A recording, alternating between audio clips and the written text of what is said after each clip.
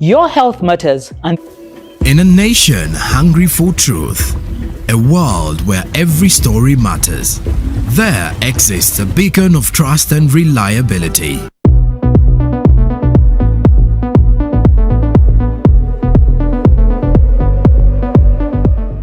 your health matters and your voice deserves to be heard. Introducing the show that puts you at the center of the conversation. From common illnesses to complex conditions to the questions you've always wanted answered. Top medical experts. The cost of maintaining that bed on a daily basis 24/7, because an ICU is a 24/7 unit. One single bed can cost between 2 million and 4 million per day. Real questions from the viewers, practical answers you can trust. Now, join us every Wednesday at 10 a.m. as we talk openly about issues that affect you and your family. Health Q&A talk show, your health, your say.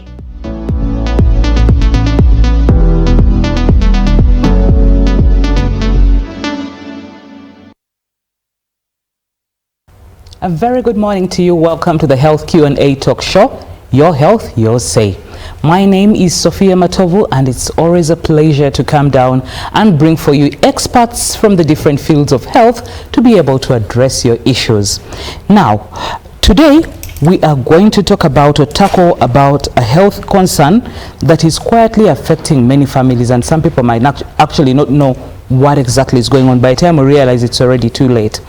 And you know, that is kidney failure. You know, across the country, more people are finding themselves dependent on a system called dialysis to stay alive. That is when you have kidney failure.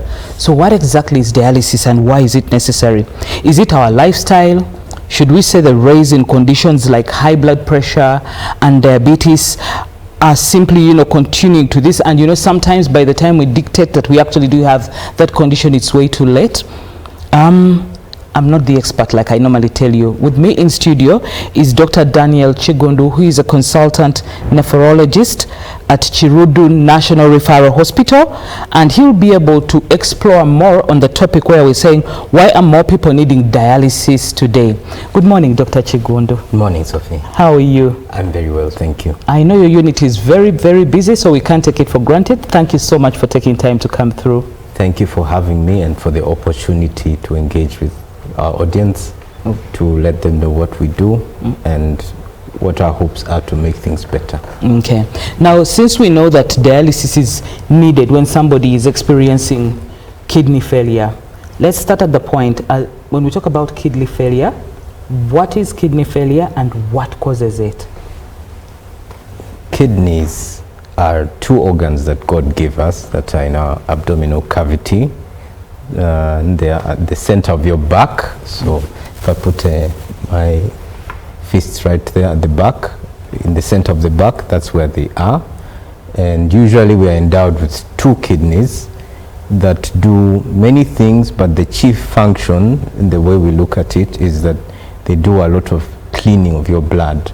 So every minute, 1 liter of blood passes through your kidneys, and it's filtered so that we get out the waste products that you have eaten or taken as medicines or that have come from your body's normal activities. And when that liter of blood passes through, it's filtered and distilled into a very tiny amount of urine that you pass every few hours. And so when your kidneys together fail, then that function cannot happen, and things that should be getting out through the urine pile up in your blood. Waste products pile up, and they may try to find other ways out of your body, including through your skin. Water may pile up, so people with kidney failure tend to puff up and look very swollen. And then we also run into other complications that are not so obvious. It's not like the urine where we pass urine every day. There are other things that the kidneys do, some hormonal functions, including some hormones that instruct your body to make blood. So quite often when we run into a patient with kidney failure of a very advanced degree, then we find that they are not making any urine. They are swollen because not enough water is getting out of their bodies.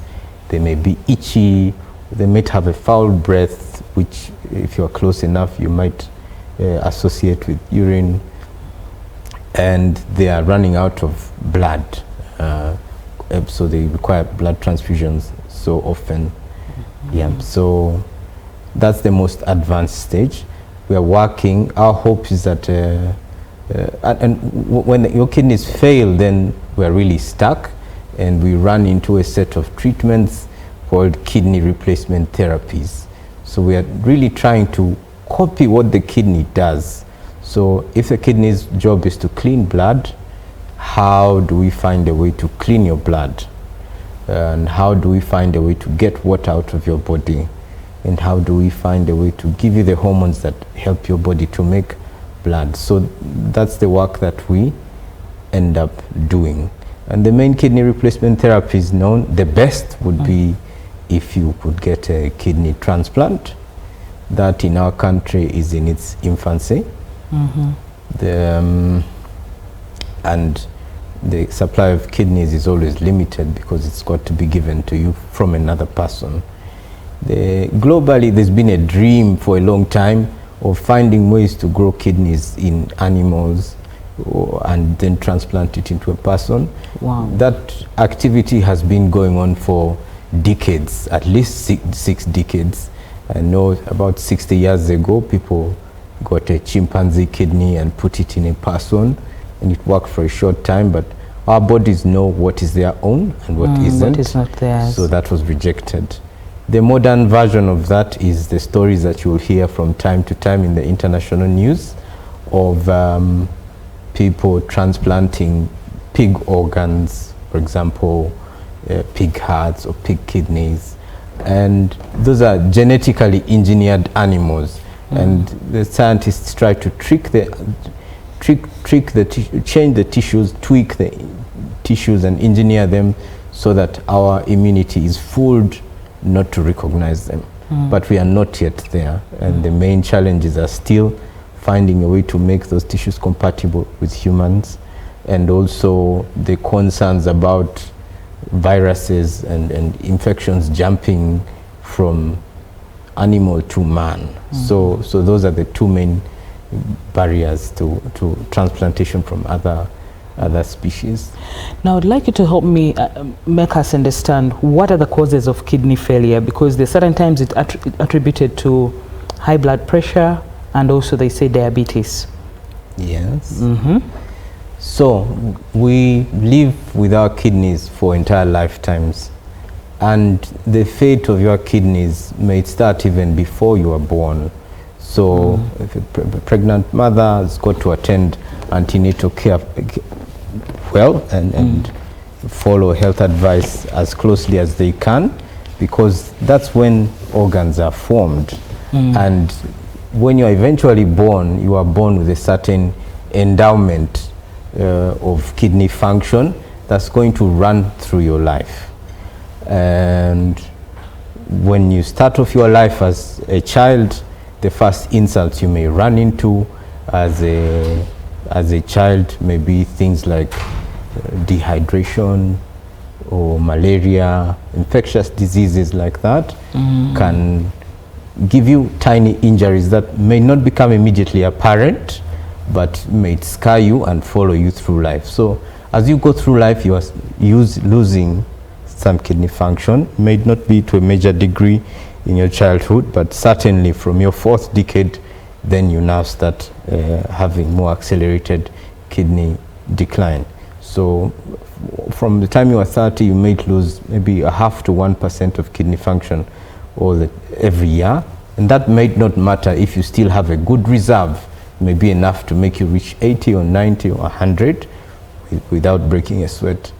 But there are things that may accelerate the aging of your kidney. For example, if you've got a high blood pressure, then that can affect your kidneys and injure them.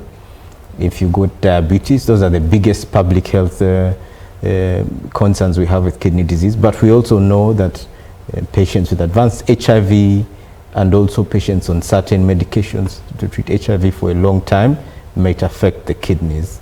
Other conditions that put people at risk of kidney disease in our environment are things like sickle cell disease, things like malaria. Malaria harasses many people's kidneys, especially in the east and north.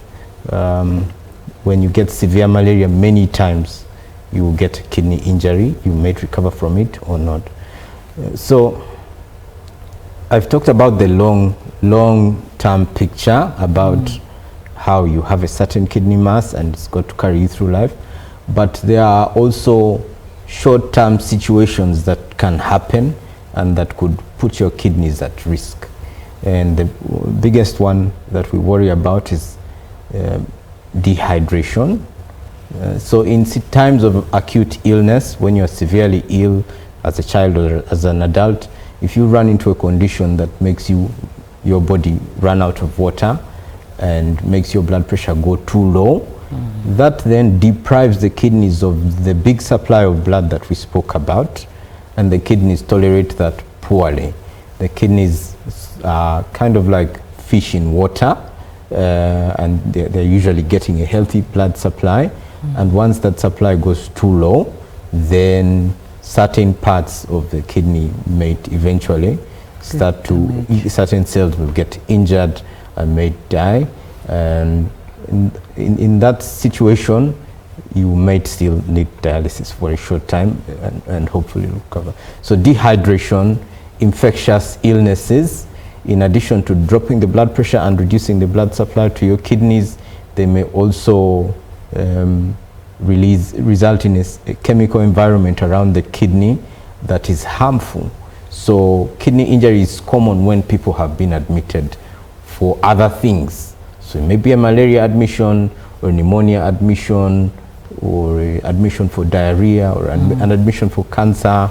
In that environment, the disease complications themselves and the treatments used for the disease may predispose you to what's known as acute kidney injury. And in acute kidney injury, it means that, well, you might have had your good reserve, but in this short period, in this short span of time, something extra has happened to you that's going to give you a kidney injury. If it's a very severe kidney injury, you may go from totally good kidney function to no kidney function in a very short time. So last week you didn't have any risk factors. This week you've got severe malaria. Next week you are on dialysis. Many times for acute kidney injury, we are trying to remove all the obstacles to recovery. So even as we support you with dialysis, we are playing to win, and we are hopeful to regain as much kidney function as you can. Okay, now let's get to the question of, you've exhausted at least what kidney failure is and the risk factors and possibly even the causes. Now you're talking about dialysis. You need to explain to the viewer, when we talk dialysis, what exactly is dialysis and how is it associated with kidney failure? Okay. So dialysis is a treatment that we group as a kidney replacement therapy. And if we give you kidney replacement therapy, that means that in the short term for acute kidney failure, or in the long term for chronic kidney failure, we think that your kidneys are not able to support you. So we need to help them to do their work. It's kind of like hiring an assistant because the main organ isn't able to do its work. So what we would do then, we've got two main modalities. We want access to blood, and we want to clean the blood and keep things moving.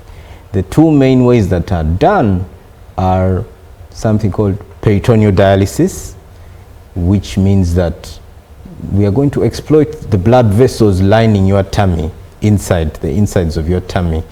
So what would happen there is we put a tube into your tummy and put in some fluid to bathe the intestines. And what's going to happen is the waste products will enter the fluid that we have put into the tummy. And then from time to time, we can drain it. So someone on peritoneal dialysis is constantly putting fluid into their tummy and removing it. And they're doing this repeatedly. We don't have this at on a large scale in Uganda, in spite of many previous attempts. One of our doctors at Lecho Hospital, Dr. Riba, does this for children because it's the only thing he's got access to for now. It's got its strengths, but we haven't yet built the systems to deliver it consistently. Okay. The main form of dialysis that we have, and what you will recognize in the dialysis units when we go around, is hemodialysis. Hemo is a prefix that means blood. So it's blood dialysis, and what really happening is we put a tube into one of your blood vessels, big blood vessel, and we get out a certain amount of blood. So we get out 300 ml, like a soda bottle of blood every minute. Yeah, and this is moving through a set of tubes that's attached to a filter, and in that filter your blood is passing through, but we are also using a cleaning solution to wash it. So this blood goes round and round. Every minute we are cleaning a certain volume of your blood, and this goes round and round for about 2 to 4 hours, sometimes longer depending on the patient's characteristics. But your kidneys work for you every day. So for as long as our judgment is that your kidneys are not able to do the job, that means that you can't have this as a one-off. You will need to come in repeatedly for this treatment. And some people end up doing it for years. The most successful patients we've had in this country doing it have done this for over 10 years. Now, you've said repeatedly, you're talking about 10 years.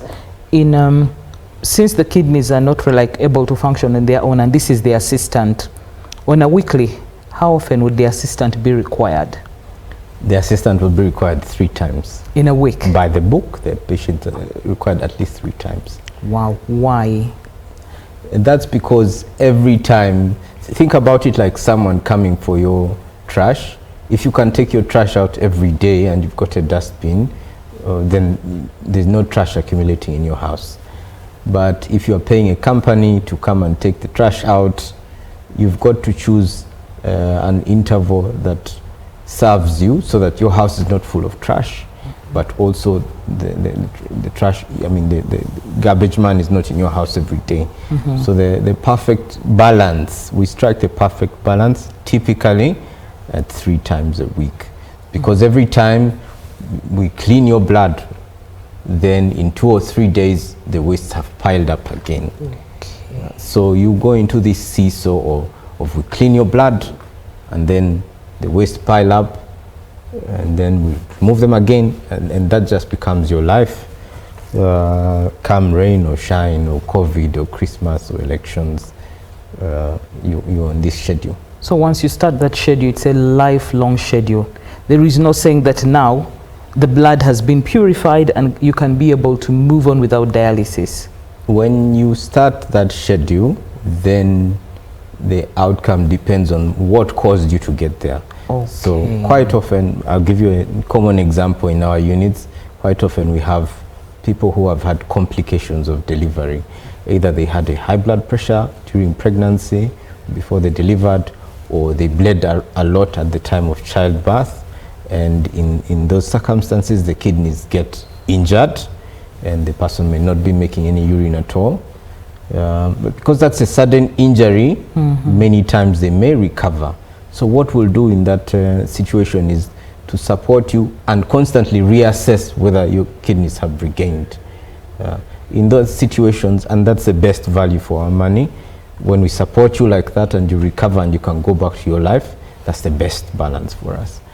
However, many times we find that there are people who get kidney failure and they don't recover, and this becomes their life unless they get a kidney transplant. So unless someone donates a kidney to you, you are going to live like this for the rest of your life.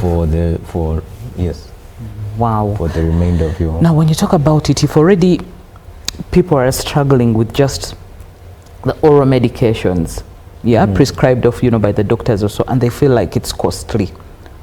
Now, I'm wondering, on a weekly, if somebody has to come 3 times to have that done under these machines, how bad is the problem, and why are many people needing dialysis today? The question of our show. Why is it? Is it because of our lifestyles? What exactly, as you, a consultant nephrologist who is within Chirudu, what is your observation? Because you deal with these people, you get them onto the different machines. So you know that because we are faltering and failing on X, Y, Z, that is why the problem is big.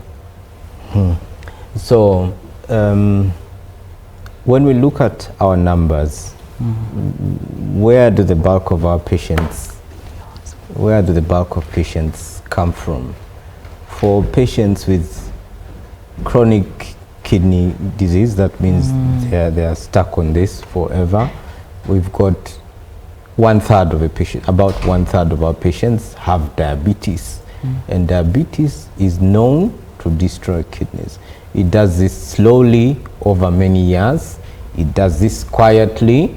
So think about it like if you couldn't see the charge on your battery on the phone, and it drained from 100 to 90 to 80 to 70 to 30, and you didn't know, and the warning signs start when you have about 20, and then you have no opportunity to charge the phone again, because it's just, if you don't keep it healthy and you lose, then it's gone.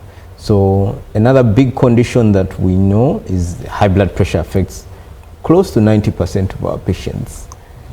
Yes, and that's because the high blood pressure and kidney disease have a chicken and egg story. So kidney disease can result from high blood pressure, but at the same time, high blood pressure can destroy your kidneys. So when we, for that matter, when we are looking for who to screen for kidney disease, when we are looking at high blood pressure clinics and diabetes clinics, your doctor needs to look out for you and periodically check your kidney function. And when he does, I think sometimes when the results are consistently good, you might think the doctor is billing me unnecessarily. But this is long-term care, and think about the kidney function test as a report card that you get maybe once every year or once every 6 months, and as long as it's good, then you're on track. But if it goes bad, then there are things that we should be able to do. So the big ones: diabetes, high blood pressure, medications. There may be formal medications that we use for recognized diseases, but they could also be alternative medications. So most of the time we ask the public to make sure that their medicines are prescribed by the doctor, not to self-medicate. Things that appear as harmless as painkillers can be responsible for destroying your kidneys. Also, when we interview our patients, we find that a large number of them have a large number of the patients have encountered herbal medicines. Oh yes. And that's because people are always looking for hope. And as far as kidney health goes, it's impossible to say that herbal medicines are totally safe. And that's because for kidney disease, even food can become limited at some point. Even food can be perceived as harmful. So it's not reasonable to say that just because something occurs naturally, it must be safe. No. I understand.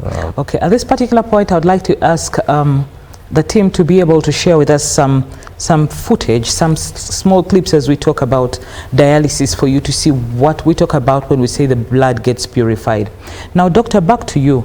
As medicine has advanced, we know for a fact that there are surely some medications that doctors are prescribing now to try and help some of those patients with those underlying causes to protect the kidney. How effective is it, and for how long can those medications support the kidney to save somebody from the stage where they get to dialysis, assuming somebody already has chronic kidney disease? This is a great question. I like it very much.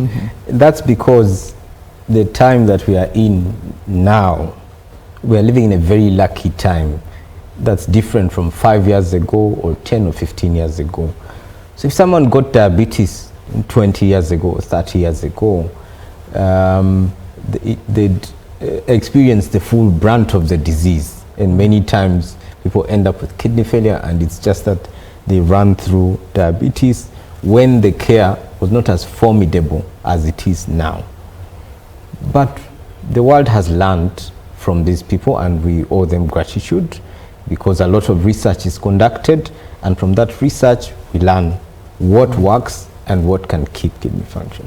So if I run into a person with diabetes in the clinic today, and they've lost half of their kidney function, they have 50%. With the medicines without the medicines we have now, we could lose 10% of their kidney function every year. That means in 5 years, if we don't do things right, they could be on dialysis. But with the medicines we have now, we can reduce that loss from 10% to 1% a year or less.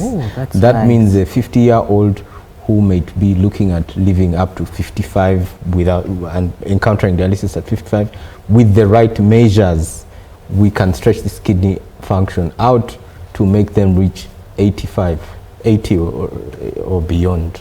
So medicine has changed. The medicines we have now are powerful and they're very effective, and we are hopeful that more is coming through the pipeline to make things better. So that early screening, early identification, minor changes in the kidney function shouldn't be ignored, because they have powerful implications. But also there are medicines that there are 3 or 4 medicines that are now considered pillars of kidney disease treatment that we are sharing with our doctor colleagues, and that people are able to use to slow down the loss of kidney disease. Okay. Now, because it's a health Q&A, we normally would like the public to fully participate, and I can see you have already started. Let me read this out. Thank you for your excellent service to the public, Dr. Chigondo. Doctors like you need to be celebrated more, bringing world-class care to the ordinary Ugandan. God bless you, and I wish you twins. Wow. This is somebody from Kampala who says that. Now we have the biggest problem with agriculture in Uganda. No, this one, I think he was participating on something else. Good morning, UBC. How does someone treat hepatitis B? This is Geoff Godfrey from Mokono asking, is it one of those under high risk for kidney disease, hepatitis B? Hepatitis is known to cause some forms of kidney disease, yes.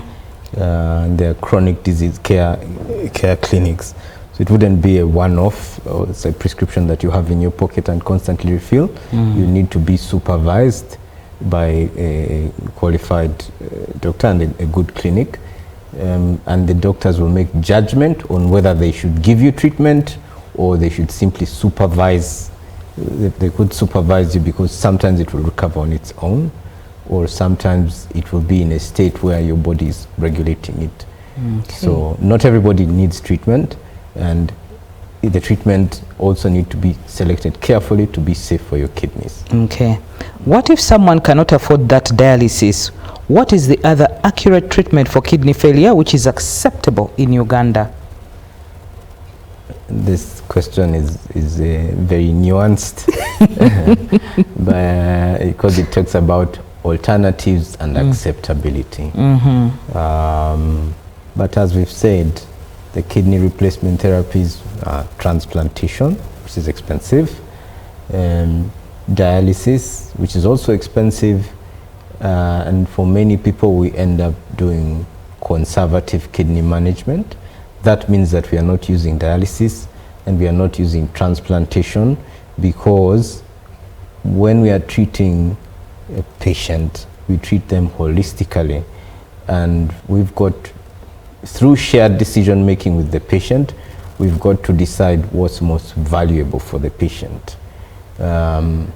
Especially because it's a costly treatment, we've got to discuss with the patient and make sure that the treatments we are discussing are not going to lead them into financial ruin. to sell, some people to sell everything they have and leave their families in disarray.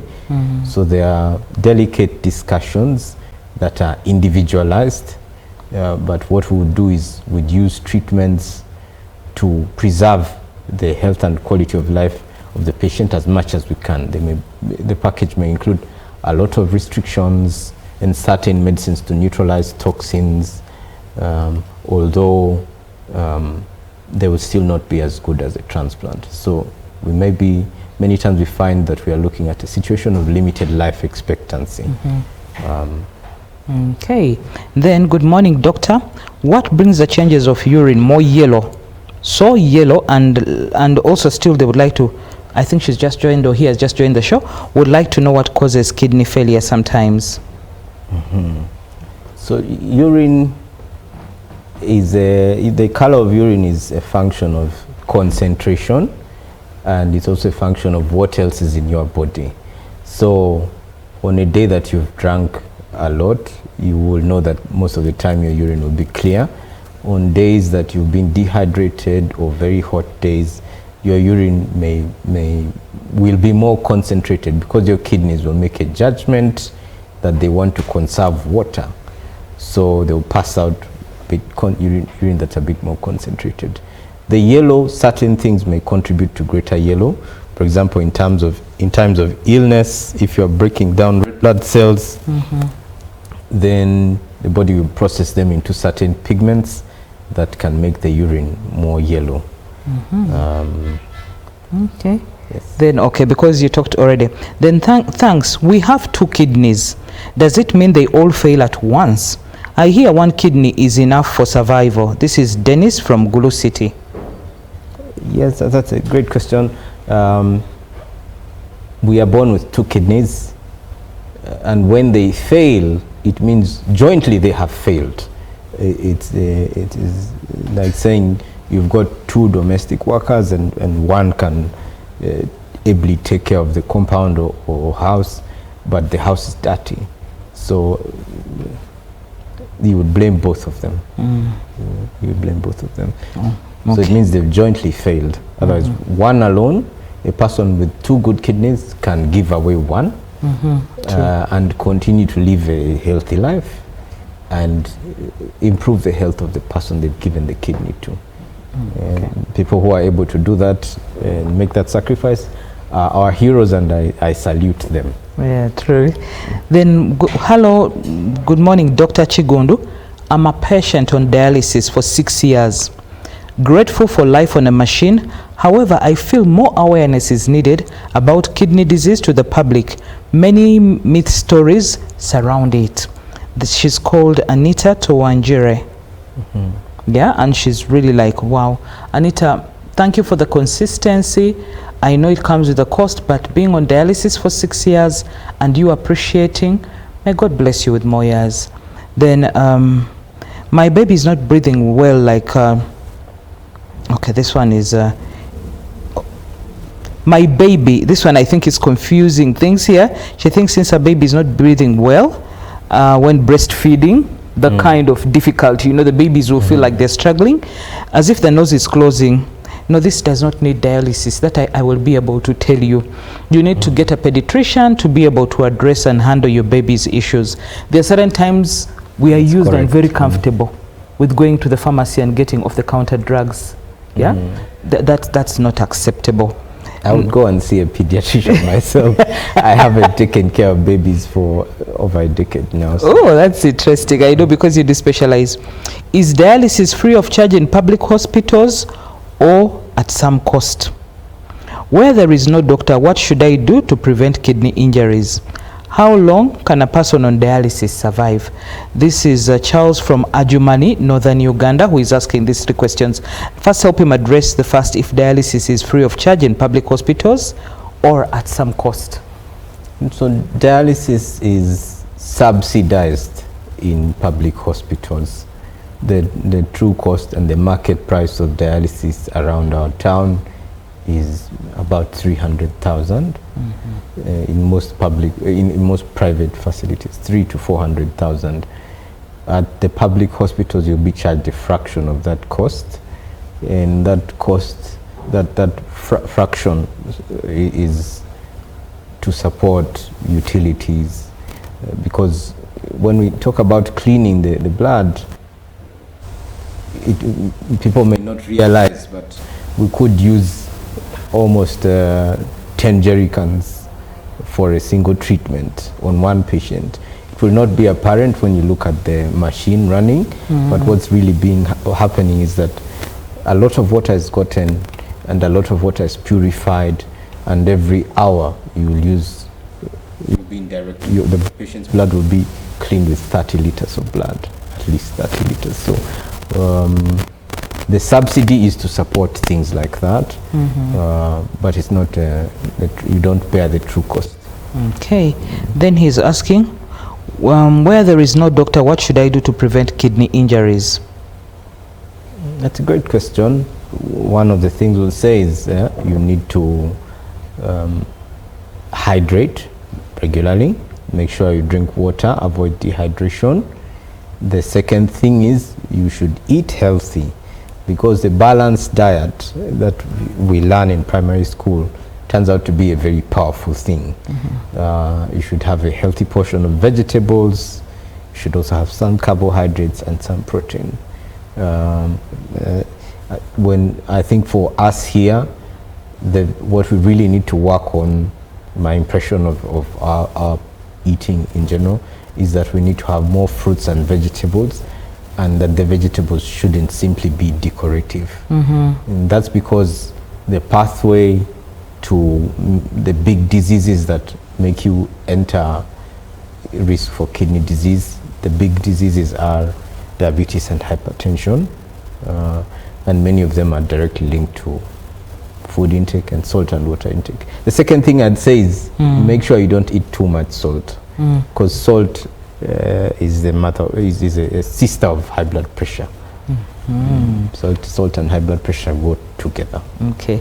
You know, when you talked about the food intake and ensuring that it's more of the grains, I just laugh at how food is served here. It's more of the food, then maybe like a tablespoon or two of the greens. That's true. That's true, and that needs to change. It should be the other way around. Half a plate of the greens and then a small portion of the food. Especially in the cities, because we are not burning up the calories. So if you eat a plate of food that's full of what we know as food, sweet potatoes, rice, posho, and you have very tiny greens, and then you sit at a desk from 8 to 5, you're not burning any of that. You're not like somebody in the village who's going to spend that energy cutting a tree or digging a garden, riding a bicycle. You're going to sit in a car, you barely burn any of that energy. And then you have this one asking, how long can a person on dialysis survive? That's a good question. There are two parts to that question. How long should a person survive on average with good dialysis? And what's the record? What's the record? For us in Uganda, we've got people who have lived on dialysis from almost when it was started. So we have people who are doing 15 or 16 years on dialysis, but they are outliers. Our average is lower than that. The global average is that people should be able to live for about 5 years. But there are people who do exceed that. So the best survivors in the world are in the 30s of years, done dialysis for 30 or 40 years. And if you've been watching, I believe you've heard of a lady who's come up to say she's on dialysis. It's now 6 years, and of course it's a sign, and she says she's possibly, I believe, still going strong on dialysis. At this particular point, I'd like us to take a very short commercial break. When we do come back, we're still going to respond to all your concerns, because I can see, there are quite many. This is your show. We say your health, your say, and we are surely getting back to you after a very brief short commercial break.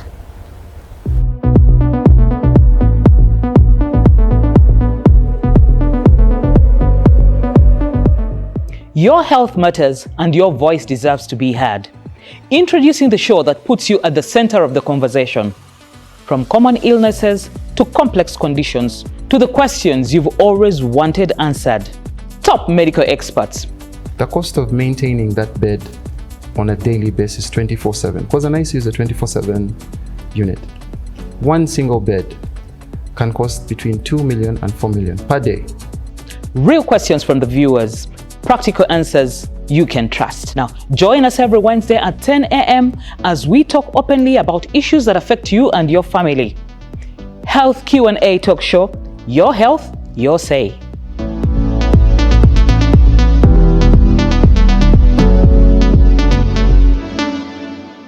On his 52nd birthday, General MK invites you for a charity run. The run will be held on 26th April 2026 at the Kololo Ceremonial Grounds starting at 6 a.m. Get yourself a kit using these MTN and Airtel payment platforms. Run for charity, run for hope. Run for charity, run for hope. Are you looking for a home away from home? Then this is the place for you. My name is Chini Kaji, and welcome to Hotel Le Confidential. With 84 comfortable rooms where you can relax and feel safe. Each room has a lovely view of green vegetation, Wi-Fi, air conditioning, and a tasty breakfast. Children can have fun at our kids' water park and our kids' play area.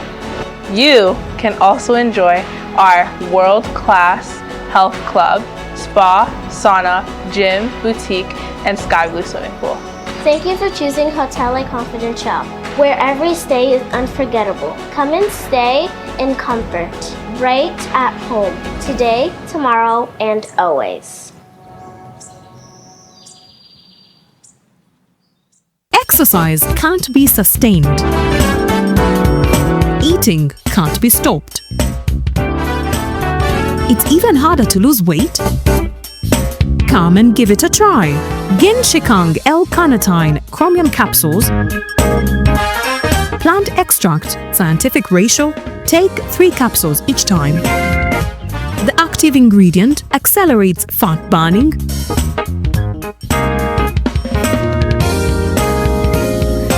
eat twice a day, don't take a detour. Weight loss starts now.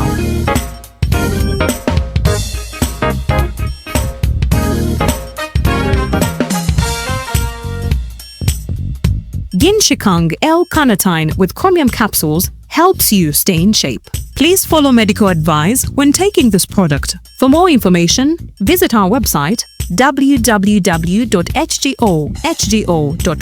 or call 0800 335555.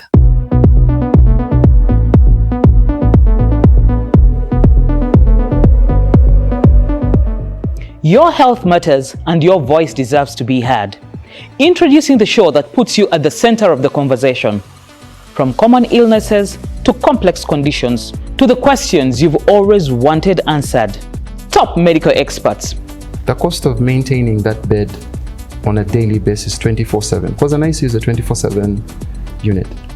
One single bed can cost between 2 million and 4 million per day. Real questions from the viewers, practical answers you can trust. Now, join us every Wednesday at 10 a.m. as we talk openly about issues that affect you and your family. Health Q&A talk show, your health, your say.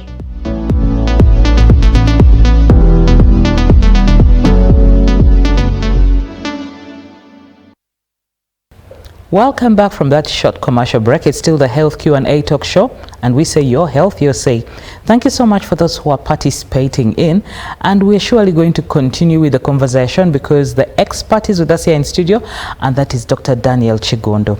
Now, Doctor, here was somebody who is saying, thank you for hosting our specialist doctor. Can he talk about affordability, especially to an average Ugandan, because it's still expensive to maintain? This is from Davis, a chronic kidney patient.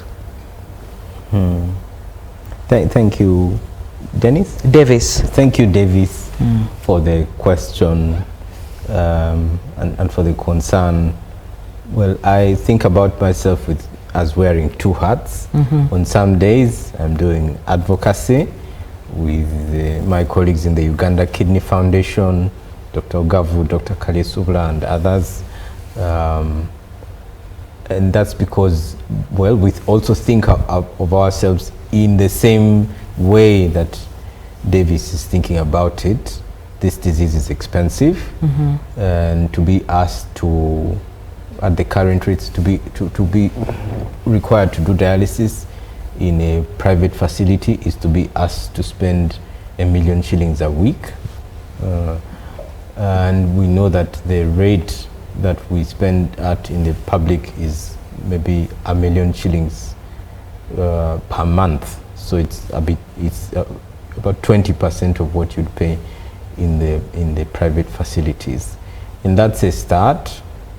And we are in dilemmas because on the one hand, it's expensive even to the state. The second thing is that it's a limited resource that we have to distribute to an overwhelming demand. So definitely the program will need better funding, and the experts on health financing will have to guide us on how best to distribute this resource. But as a selfish kidney advocate, we'll continue to ask for better accessibility, maybe greater bulk to allow us to buy at less cost per unit and things like that. Okay. So it's a continuous journey of advocacy. Okay, and then this one is saying, good morning. What are the major lifestyle causes of kidney problems that need to be worked upon? He said lifestyle. Great question. Lifestyle, the main aspects of lifestyle are diet, exercise, and habits. Starting with the diet, again, I'll go back to the balanced diet. Take a healthy intake of fruits and vegetables, especially when you're still healthy or in the earlier stages of kidney disease. In the more advanced stages, this may change. The second thing in the diet is salt. So salt and balanced diet are important. Among the habits, smoking is known to cause kidney disease on its own. So in addition to all the other things that it causes, heart disease, cancers, it also causes kidney disease. So throw away the cigarette. In terms of alcohol, alcohol can destroy, can lead you to kidney disease indirectly, sometimes directly if you take alcohol that's poisoned. So the kind of illicit alcohol that's laced with traces of methanol or other impurities that can injure your kidneys. But alcohol also causes liver disease. Yeah. And many times we get patients sent to us to do dialysis, and when we look carefully at the person before us, what we see is, yes, it's true that their kidneys have failed, but they have failed because their liver has already failed. And then no amount of dialysis is going to save this person. That person needs a new liver. And even when a lot of pressure is exerted on us to dialyze this person with liver failure, we know that that it's not going to do much for them. They need it's a very delicate patient to take care of, very delicate, and that needs to be done over a very long time. So and then exercise. The WHO recommendation is to get 30 minutes of physical exercise on most days of the week, so at least 5 days of the week now. Okay. Then you have someone asking here, good morning. Thank you, doctor, for the wonderful talk. I urinate a lot, especially at night. When I visited the facility, they tested my RFTS and RBS.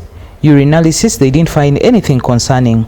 Should I be worried about my kidneys also? Because I even had to do an x-ray for the kidneys and renal gland that they all appeared normal. This is someone from Ibanda asking. If you've been screened and reassured that the kidneys are working normally, then that's good.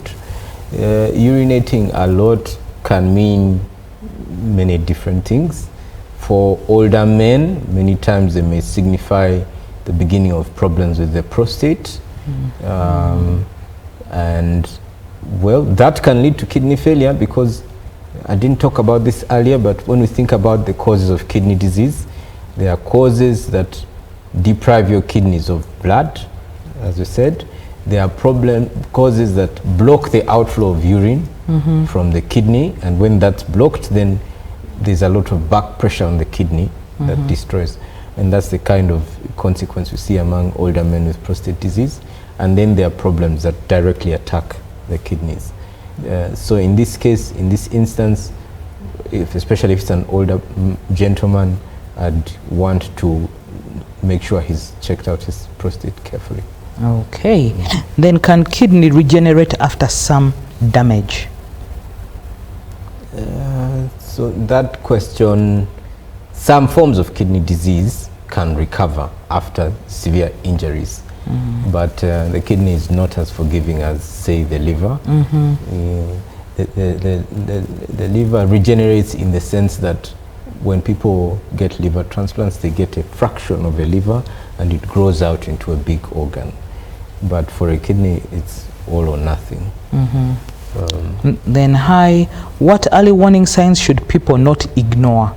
And then, what routine tests can be done to detect kidney disease early?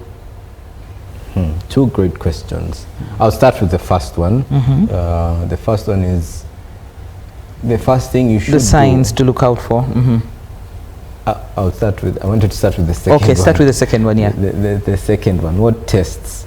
The simplest thing you can do is get your blood pressure checked.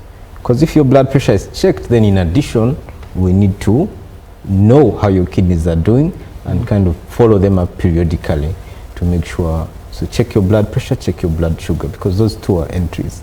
Secondly, if you've got a disease that puts you at risk, if you've got sickle cell, if you've got an autoimmune disease like lupus, if you've got HIV and you've been on medications for a long time, if you've got liver disease, if you've got a disease that you've got to treat for a long time, or heart disease indeed, then you should also check your kidneys.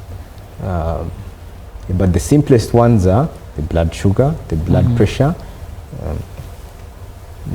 So for the second question, which was the first? Which was the first? Sorry. What was? Because what early warning signs should people not ignore?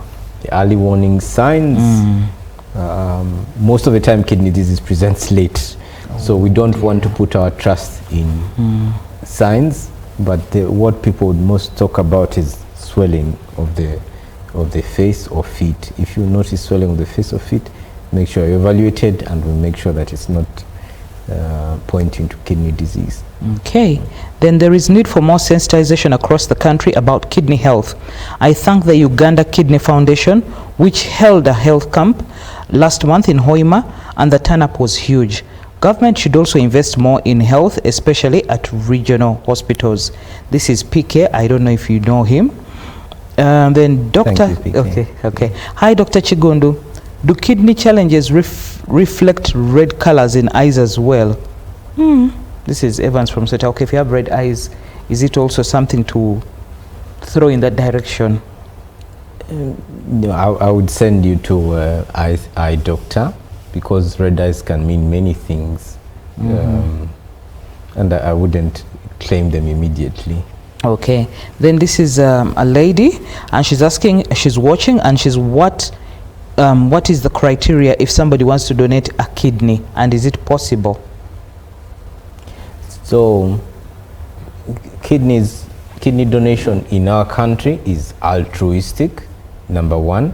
That means you have to give out of the goodwill of your heart. It's not compensated, and trade in organs is banned by law. Yeah, true. So the first thing is that the motivation must be right.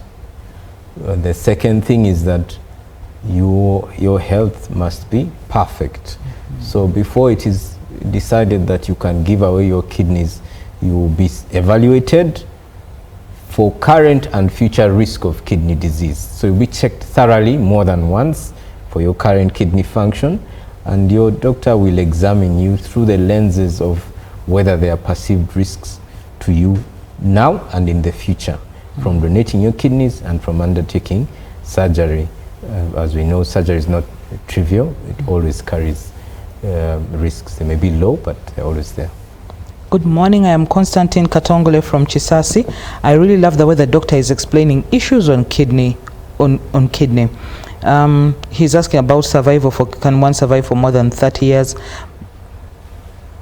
Can someone survive for more than 30 years? On dialysis? If they have, I think he didn't specify whether they're on dialysis. He didn't specify.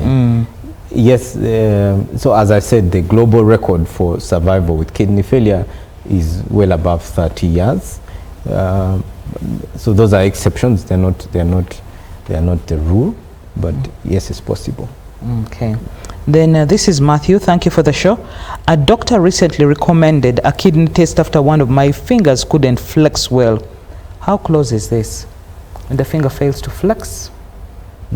So the doctor will read risk and will base the risk on what conditions he thinks you have. Failure to flex fingers may reflect an autoimmune disease, may reflect rheumatoid arthritis or systemic lupus or osteoarthritis indeed.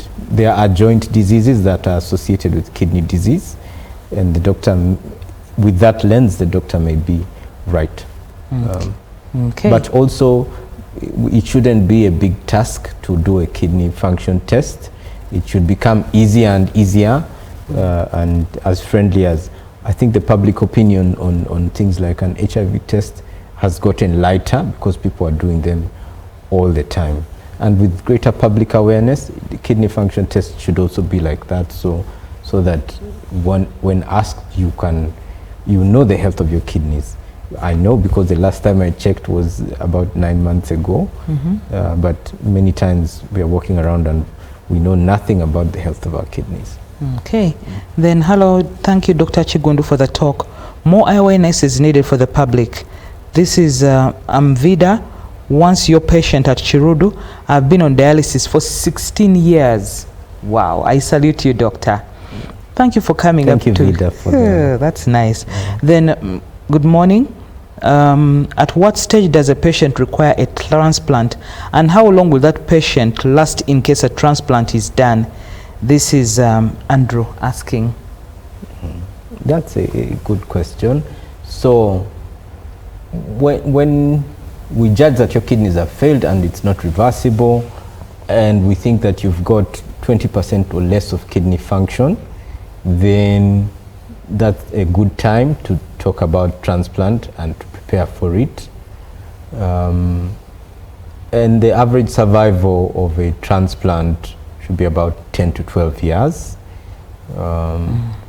with some people getting them to last more than that.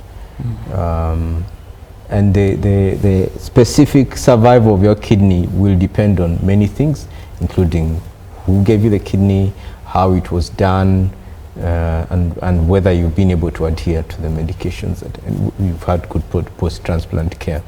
In our country, when done properly, your kidney survival should be excellent, because what we have here in our country is when we send people to a transplant program, maybe mostly abroad, but also now more and more in Mulago, we do living donor transplants. That means that it's a much more predictable operation.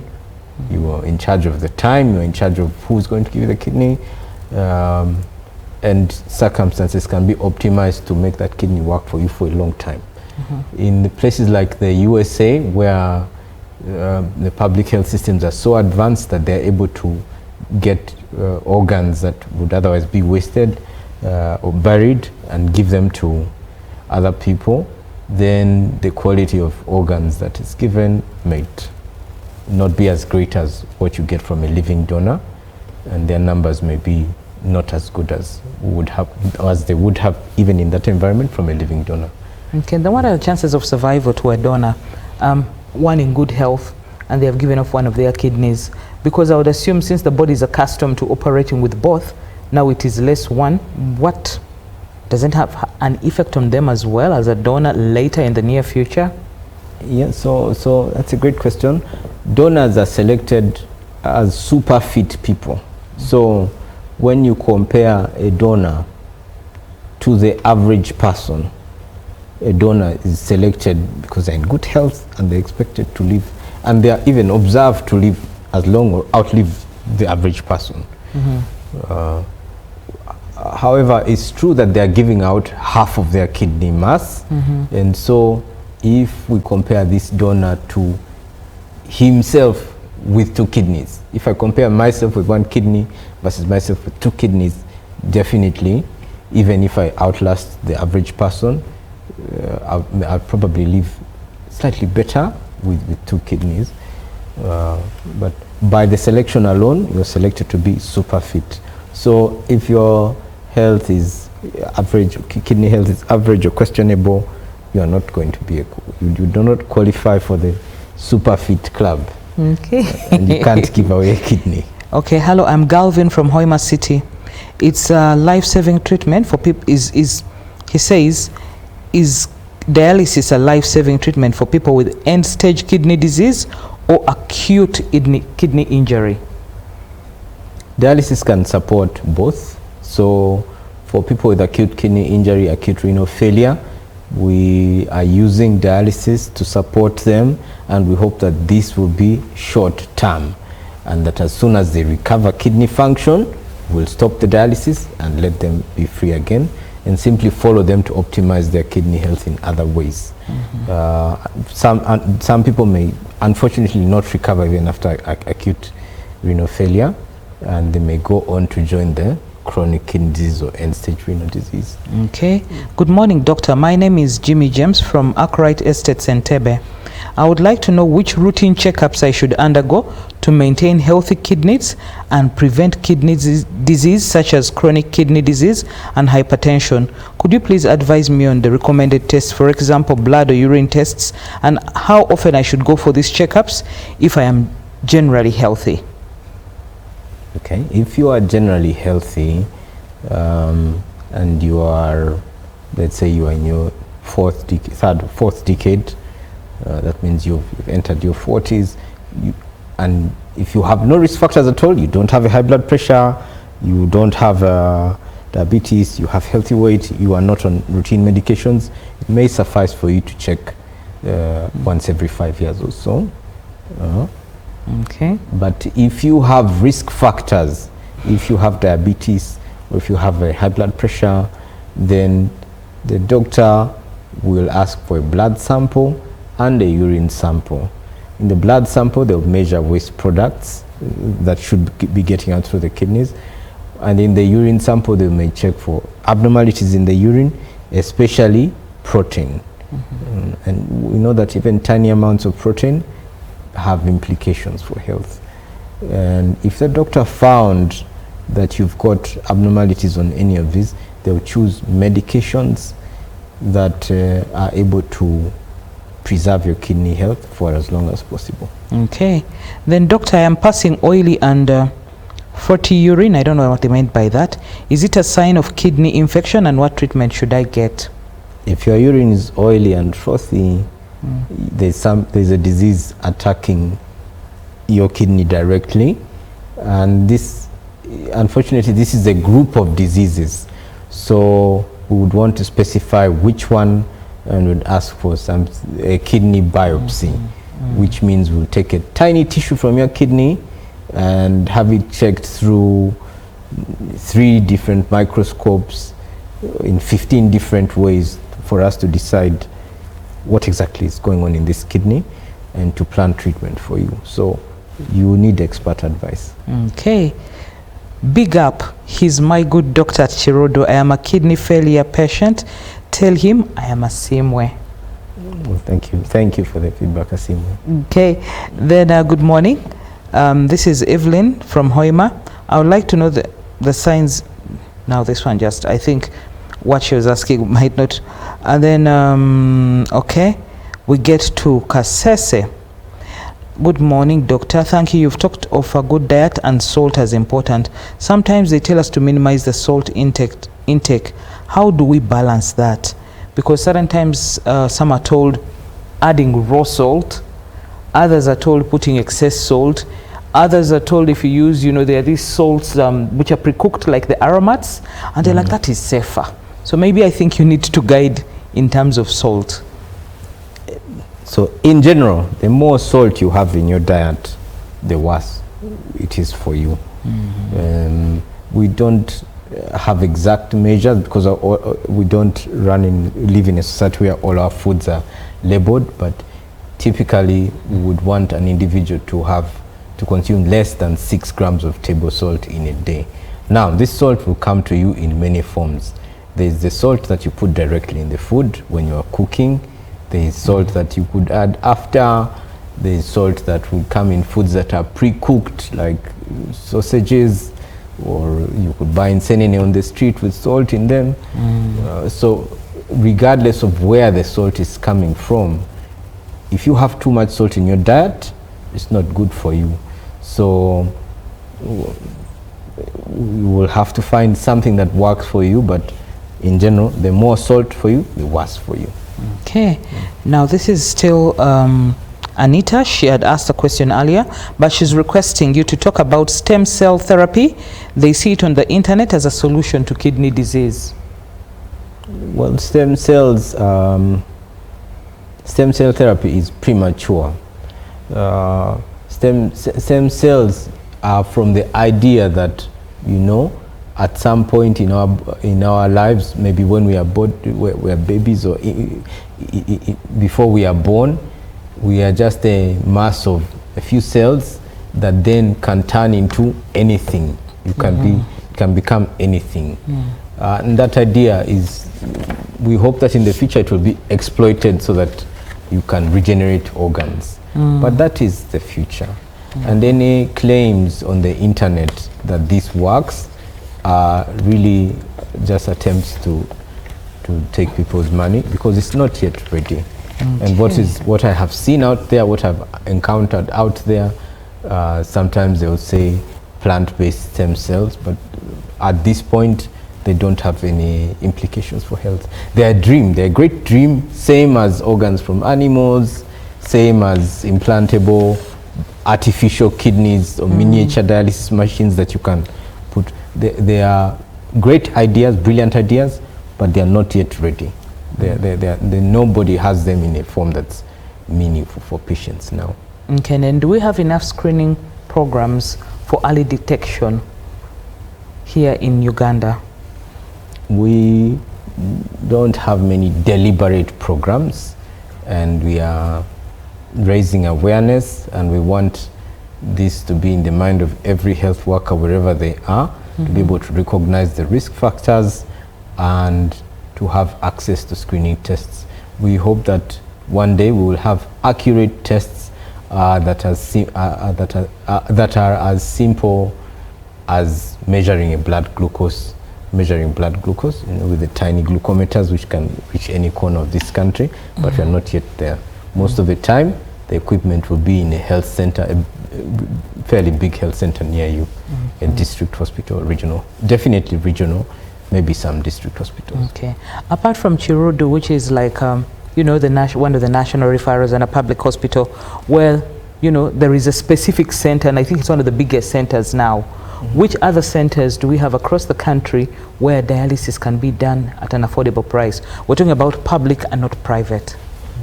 So the National Referral Hospital Chirudu and the National Specialized Hospital Mulago have dialysis. We've got a tiny unit at Kawempe Hospital that's to support the mothers, and that's because they're high-risk group, but also the high-reward group, because they recover so well when they're referred early.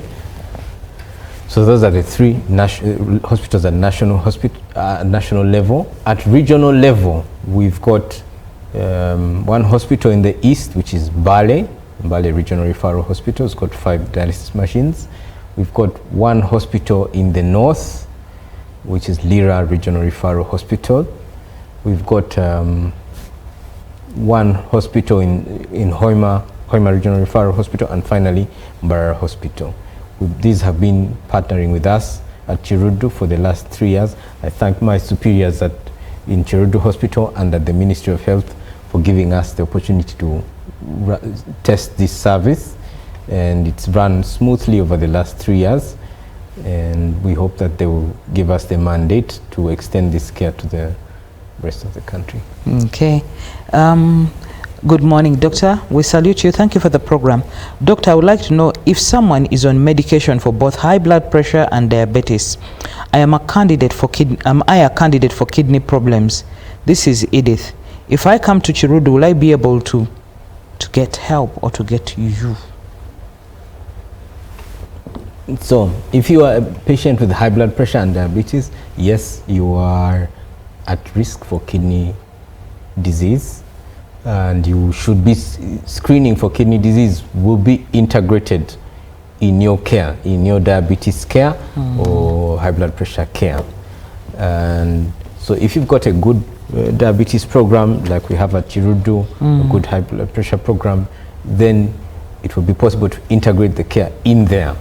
So you might not, I'll be happy to see you, although I'm confident that even today, when we are running diabetes clinic at Chirudu, the things that I'm talking about are being done.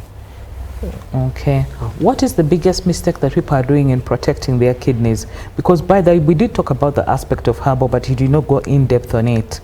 Because there are times you've seen, and this is common for most of the conditions which are long life, where you'll find somebody has diabetes, but there's the cardomola.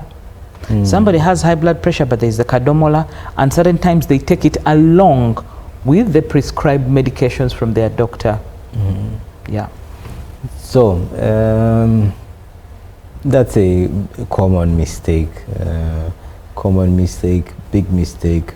And as I said before, people imagine that just because a thing is thought to be natural, it is safe. But we've got to think specifically about what this medication does for the kidneys. So every time we encounter a medicine, we profile what is good about it and what is bad about it. And by choosing from their good and bad and balancing the net good and net harm, we'll be able to recommend specific measures for an individual. I encourage the public not to take medicines without to give weight to whatever medication they take, and to know that it can be harmful. I remember a recent difficult case, difficult because emotionally it's difficult for me when I see a case early, a patient early, and I know that we can do the right things to preserve their kidney health, and then they disappeared and they were taking some herbal remedies and they bought some of the stem cell things, and in that interval of 2 years we were not able to do the things that we know have been demonstrated to be effective around the world. And now he's come back and his kidneys have failed completely. And I said to him, you know, look, now we want to find a transplant for you, but what that means is that you have wasted your kidneys and now you want to ask for your brother's kidney. And I struggle with that because we had the opportunity to preserve them. So if you have been identified with kidney disease, seek expert opinion, be open with your doctor. Even if you want cardomola, you carry it and we'll discuss it. And if surely we can verify what it is, no problem. But if we can't, please stay away from it. But an open interaction with you and your doctor is the best to reach a fruitful set of treatments for you. Okay. Now, doctor, what's your final take message to a person when we talk about our topic, why are more people needing dialysis today? My final take is that dialysis is the most advanced, kidney failure is the most advanced form of kidney disease, but this kidney failure has years preceding it. And in those years preceding it, we are lucky that now in 2026, we have wonderful medicines that can influence the course of that disease. And if we find out early and take good care of you, we can extend your life by decades even. So we're living in a beautiful time. It's not the same as when we first started kidney medicine, where most of the time we're simply watching the person slide into kidney failure and start them. So the kidney function tests, especially when nothing seems to be going on, are very useful because they keep us informed and they alert us in time to make powerful interventions. Then a word of encouragement to those on dialysis. Yes, to our patients on dialysis and to our nursing teams taking care of patients with dialysis, thank you for the work that you do every day, day and night, Christmas and elections. Thank you for putting in the work. Thank you for giving us hope. People like Vida and Anita who have called in, they are the reason that we believe that we can work to make more people survive, and we pray for them every day. Okay, thank you so much, Doctor, for your time. Now, I would like to say is your health is in your hands. Regular checkups, adhering to what you're being told, consulting and ensuring that you value it. Most of the times I normally tell people we have our own personal routines in terms of how we manage our health. We first start by our own self-medication. And I would tell you, trust me, most people, and especially the females, you'll find them with paracetamol or any form of Panadol. And then now when we take them, because they're in different formats, some will even tell you, for me, it's only Panadol Extra that works for me. Says who? Then when we fail on that, then we'll start saying, so-and-so said this works for them. So you think it one size fits all. When it fails, then you run to the nearest clinic. Then when that clinic fails to manage you, by the time you get to this referral hospitals, sometimes it's way too late. So your health is in your hands. Let's follow what the doctors tell us, and then we'll be able to tread the right path. That is what my take is as far as our health and our kidney health is concerned. At this particular point, I'd like to catch you next week, same time, as we'll still come down with some of the other experts to discuss more as far as health is concerned. Thank you so much. Catch you next week.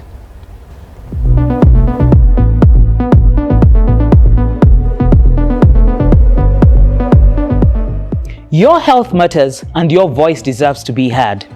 Introducing the show that puts you at the center of the conversation.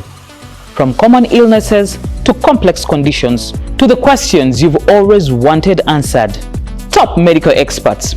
The cost of maintaining that bed on a daily basis 24/7, because an ICU is a 24/7 unit. One single bed can cost between